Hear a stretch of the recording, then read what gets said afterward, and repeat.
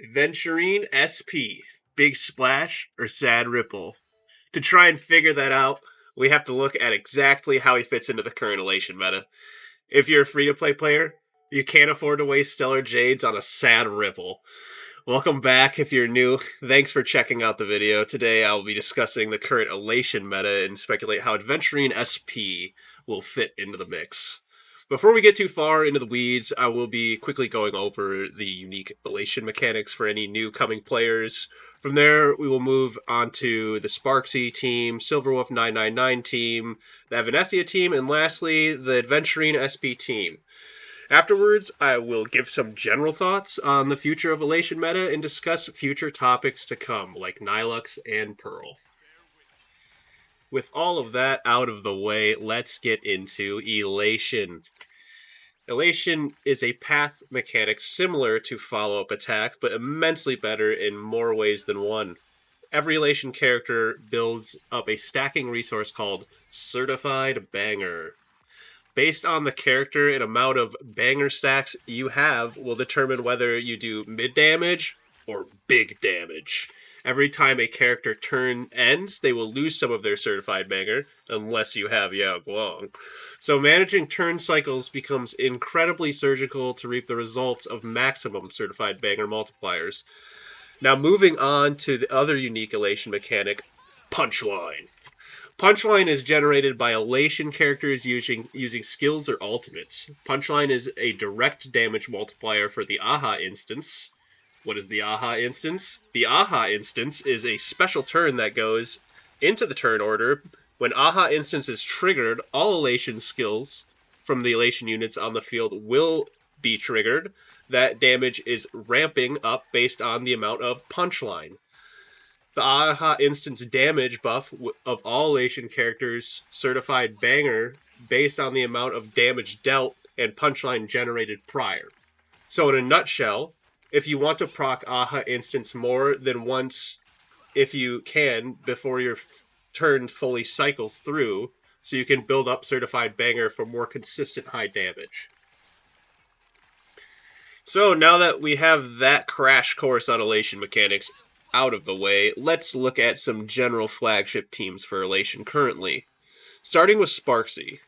Running Sparksy DPS is really kind of wonky, in my opinion, but can put out big numbers still. Running Sparksy with Sparkle, Yao Guang, Danheng PT, stuff like that, is still a solid comp because Yao and Danheng PT are both skill positive and Sparkle is neutral or positive, so if you need her E4, allowing Sparksy to hog up all the skill points while having a massive shield and a buff from DHPT, and having Yao help her cycle that Aha turn, all type res pen and elation buff, she is loaded to the gills. Like, this team is not at all bad with enhancements. Plus, Sparkle, ult, and skill allow Sparksy to endlessly stream mushrooms and explosions into her enemies. I just think that the next few teams just do what the Sparksy team can do easier and better. Going into things that are slightly better, but albeit maybe more expensive to vertically invest in, would be our next elation team, the Silverwolf 999 team. Silverwolf 999 is a premium elation carry and an anniversary unit. Silverwolf 999 brings massive damage with her hidden MMR mechanic, allowing her to match any one of her allies' punchline generation 1-to-1. Top that off with excess MMR stacks that convert into crit rate and crit damage boost. A full elation team with her, it's likely to top the meta in pure damage right now.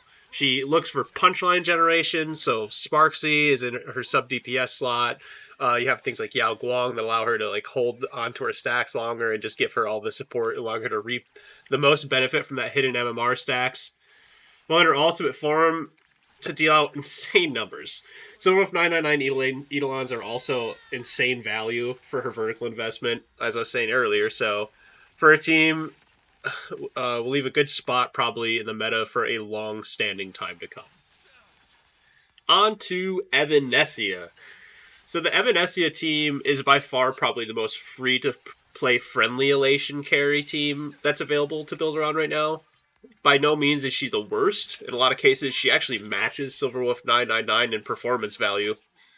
with her light cone being awesome at S1 and her E1 and E2 allowing her to become pretty much a self battery and certified banger generator on her own. She's everything and then some for a player looking to not, open their wallet and really dump deep into something to get a good result for late game clears.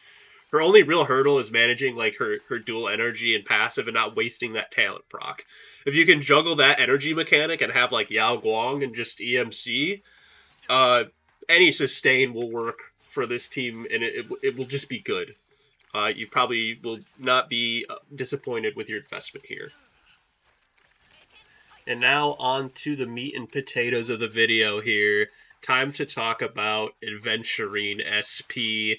Time to check the water today even and see if the waves are flaring. Or will we find a sad puddle? Aventurine SP is a quantum elation carry working off punchline generation and certified banger retention, while having another fervor stack mechanic which stacks up to 10. When it hits 10 stacks, Aventurine will consume 20 punchline stacks and use his elation damage skill. All enemies will be hit with this with an extra 10 extra bounce attacks that are random. His elation skill upgrades once from use. If you use Cheers, it'll go to All In. All In will work just like Cheers, but consumes your current fervor stacks based on the amount of fervor stacks consumed. All elation skills will do additional damage and bounce attacks. So if you have like an extra 10 stacks of fervor and you use All In, the advanced version of your elation skill, you'll not only do the elation skill, but then you'll get another 10 additional bounce attacks based on those fervor stacks. So generally based off of his kit and what I'm seeing, although he generates punchline, he hogs it as well.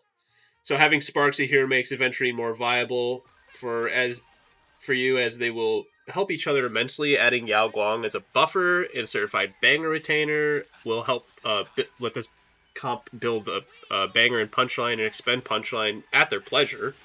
Having a sustain like Dan Hung PT is a great value option that will keep your team alive while providing buffs and chip damage. So, wrapping things up, overall, if you don't have Evanesia or Silverwolf 999 and you're running some weird Sparksy comp, I think Aventurine SP is light at the end of the tunnel for you.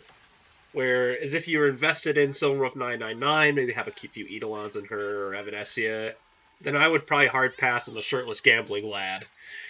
Best not to take a bad bet. So, falling into the pecking order, I think he'll move up above Sparksy in value, but he'll stay below Evanesia and Silverwolf 999 in play value and priority. So, big splash, not really. Small puddle, also not really. More like a knee-high wave. So if you need a knee-high wave, geez, say that 10 times fast. Then go ahead and pull for him, but if not, you're not gonna I don't think you're going to be feeling a bunch of regret if you didn't pull for Aventurine SP. So, with that out of the way, thanks for sticking around until the end. I'll be working on a new video and script going into the upcoming characters Nilux and Pearl coming in the next couple weeks.